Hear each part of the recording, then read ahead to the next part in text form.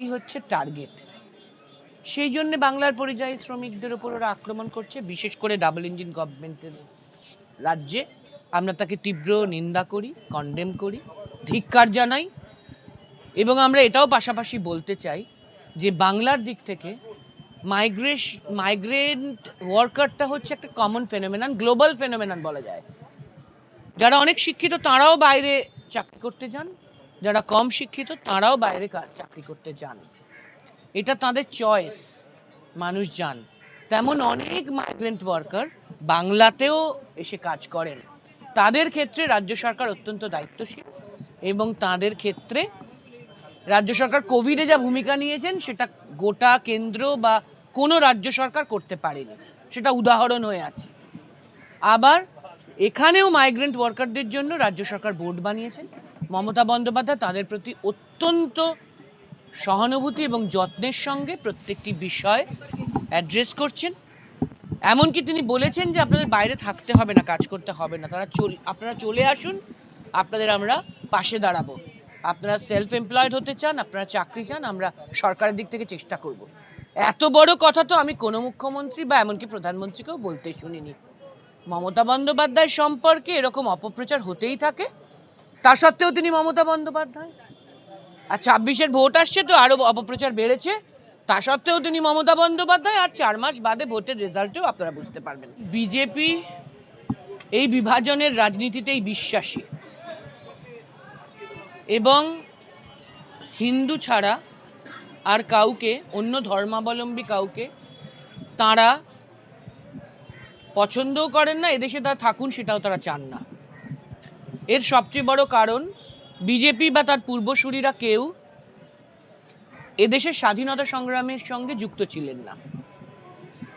তাই স্বাধীনতা সংগ্রামের ইতিহাস, কত আত্মত্যাগ আত্মবলিদানে এই স্বাধীনতা এসেছে, আমাদের দেশের ঐতিহ্য কি, নানা ভাষা নানা মত নানা পরিধান, বিবিধের মাঝে দেখো মিলন মহান, এসব ঐতিহ্য, কিভাবে আমাদের কনস্টিটিউশন তৈরি হলো, সংবিধান, এর কোনো বিষয়ে বিজেপির কোনো জ্ঞান নেই এবং কোনো লিগ্যাসিও নেই।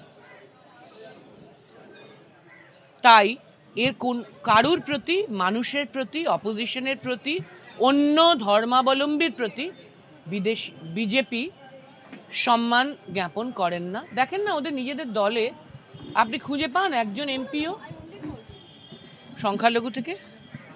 পাবেন না। শাহনাজ হুসেন, মুক্তার আব্বাস নাকভি কোথায় হারিয়ে গেছেন। এটা দুর্ভাগ্যজনক। তবে আমরা বিশ্বাস করি কুৎসা, অপপ্রচার, ষড়যন্ত্র, মিথ্যা, অন্যায়, তানাশাহি শেষ কথা বলে না। মানুষ সত্য এবং ন্যায় শেষ কথা বলে। তাই মানুষ ওদের সবক শিখিয়েছেন 303 থেকে 240 করে, সিঙ্গল লার্জেস্ট পার্টি না করে। আবার মানুষই ওদের সবক শেখাবেন 240 থেকে 150 নামিয়ে নিয়ে এসে। এটাই ওদের ভবিতব্য। পরিযায়ী শ্রমিকদের নিয়ে বিশেষ ব্যবস্থা নিচ্ছে না রাজ্য সরকার, এমনটাই অভিযোগ উঠছে। বারবার লাশ হয়ে ফিরে আসছে। দেখুন, এখন ওদের বাঙালি হচ্ছে টার্গেট। সেই জন্য বাংলার পরিযায়ী শ্রমিকদের উপর ওরা আক্রমণ করছে, বিশেষ করে ডাবল ইঞ্জিন গভর্নমেন্টের রাজ্যে। আমরা তাকে তীব্র নিন্দা করি, কন্ডেম করি, ধিক্কার জানাই। এবং আমরা এটাও পাশাপাশি বলতে চাই যে বাংলার দিক থেকে মাইগ্রেন্ট ওয়ার্কারটা হচ্ছে একটা কমন ফেনোমেনন, গ্লোবাল ফেনোমেনন বলা যায়। যারা অনেক শিক্ষিত তারাও বাইরে চাকরি করতে যান, যারা কম শিক্ষিত তারাও বাইরে চাকরি করতে যান। এটা তাদের চয়েস, মানুষ যান। তেমন অনেক মাইগ্রেন্ট ওয়ার্কার বাংলাতেও এসে কাজ করেন। তাদের ক্ষেত্রে রাজ্য সরকার অত্যন্ত দায়িত্বশীল এবং তাদের ক্ষেত্রে রাজ্য সরকার কোভিডে যা ভূমিকা নিয়েছেন সেটা গোটা কেন্দ্র বা কোনো রাজ্য সরকার করতে পারেনি, সেটা উদাহরণ হয়ে আছে। আবার এখানেও মাইগ্রেন্ট ওয়ার্কারদের জন্য রাজ্য সরকার বোর্ড বানিয়েছেন। মমতা বন্দ্যোপাধ্যায় তাদের প্রতি অত্যন্ত সহানুভূতি এবং যত্নের সঙ্গে প্রত্যেকটি বিষয় অ্যাড্রেস করছেন।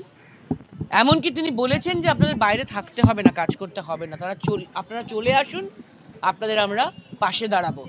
আপনারা সেলফ এমপ্লয়েড হতে চান, আপনারা চাকরি চান, আমরা সরকারের দিক থেকে চেষ্টা করব। এত বড় কথা তো আমি কোনো মুখ্যমন্ত্রী বা এমনকি প্রধানমন্ত্রীকেও বলতে শুনিনি। মমতা বন্দ্যোপাধ্যায় সম্পর্কে এরকম অপপ্রচার হতেই থাকে।